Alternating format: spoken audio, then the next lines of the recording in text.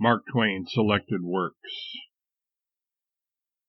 Chapter 1 of the Gilded Age, Part 1, 1873. June 18. Squire Hawkins sat upon the pyramid of large blocks called the stile in front of his house, contemplating the morning. The locality was Obedstown, East Tennessee. You would not know that Obedstown stood on the top of a mountain, for there was nothing about the landscape to indicate it, but it did, a mountain that stretched abroad over whole counties, and rose very gradually. The district was called the Knobs of East Tennessee, and had a reputation like Nazareth, as far as turning out any good thing was concerned. The squire's house was a double log cabin in a state of decay. 2 or 3 gaunt hounds lay asleep about the threshold, and lifted their heads sadly whenever Mrs. Hawkins or the children stepped in and out over their bodies. Rubbish was scattered about the grassless yard. A bench stood near the door with a tin wash basin on it and a pail of water and a gourd.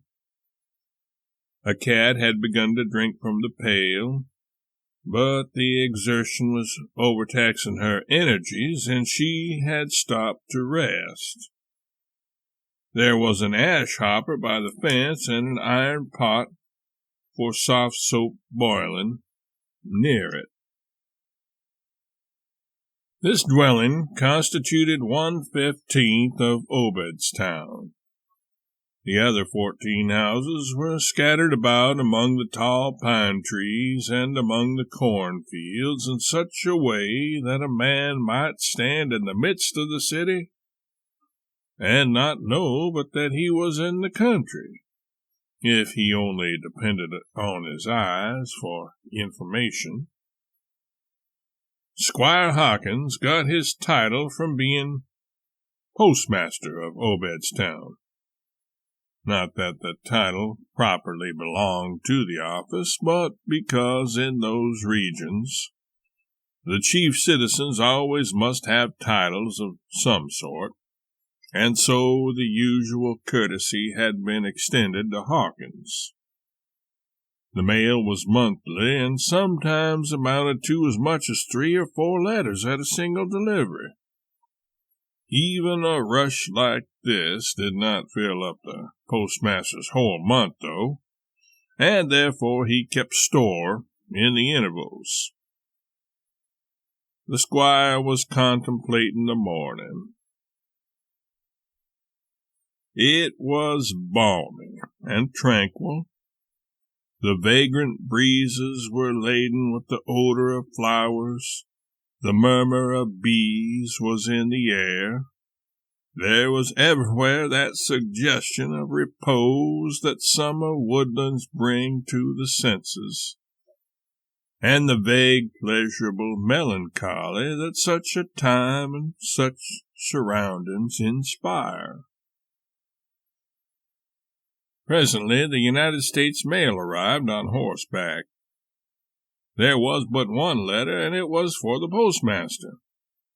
The long-legged youth who carried the mail tarried an hour to talk, for there was no hurry, and in a little while the male population of the village had assembled to help.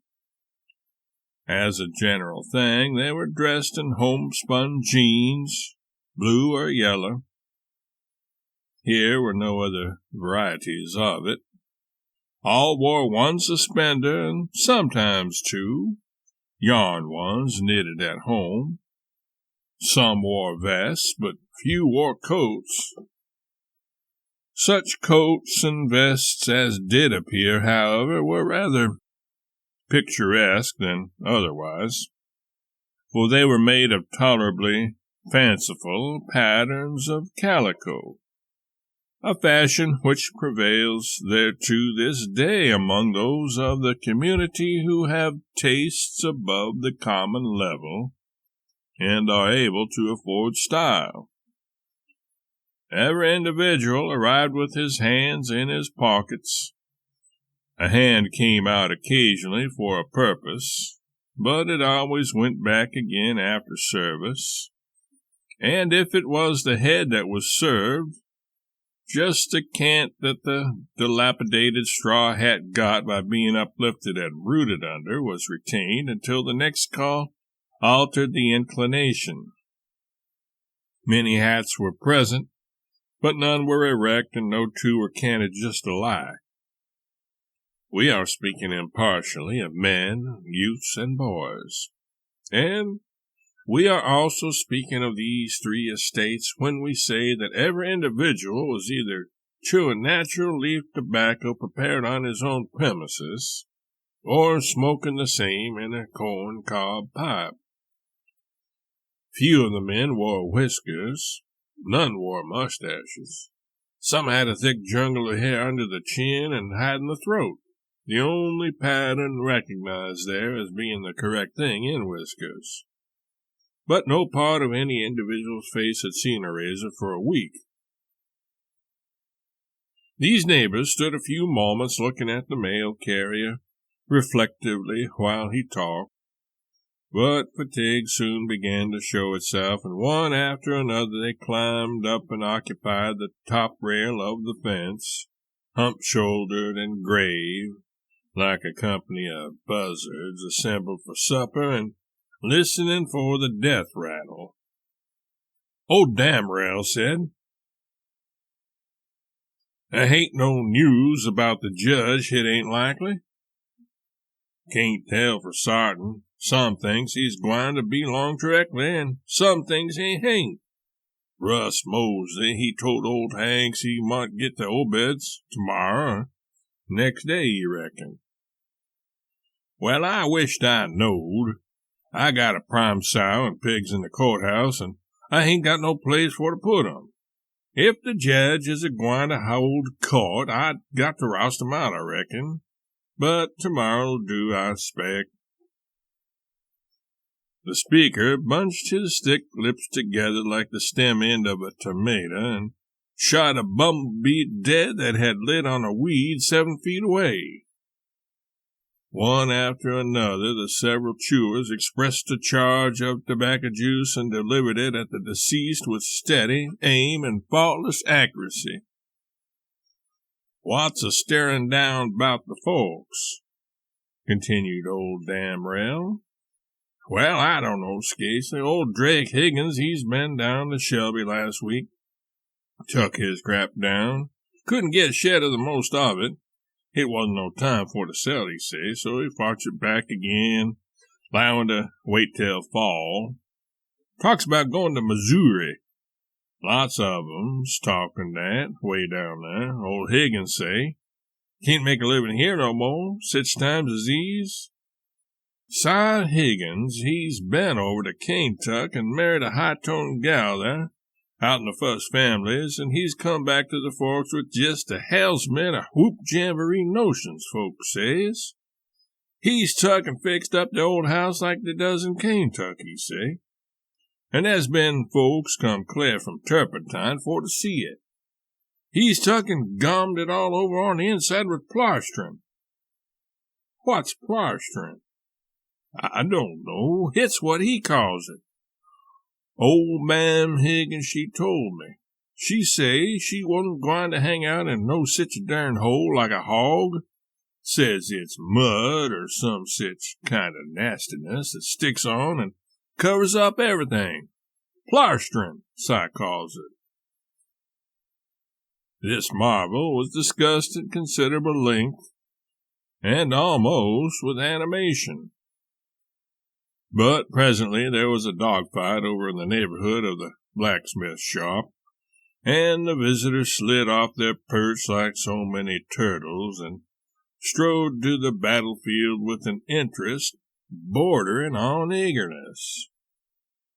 The squire remained and read his letter. Then he sighed and sat long in meditation. At intervals he said, Missouri. Missouri. Well, everything is so uncertain. At last he said, I believe I'll do it. A man will just rot here. My house, my yard, everything around me, in fact, shows that I am becoming one of these cattle. And I used to be thrifty in other times. He was not more than 35, but he had a worn look that made him seem older.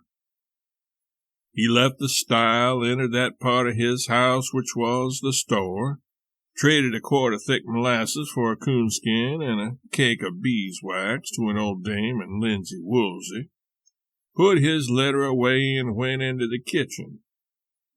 His wife was there constructing some dried apple pies. The slovenly urchin of 10 was dreaming over a rude weather vane of his own contriving.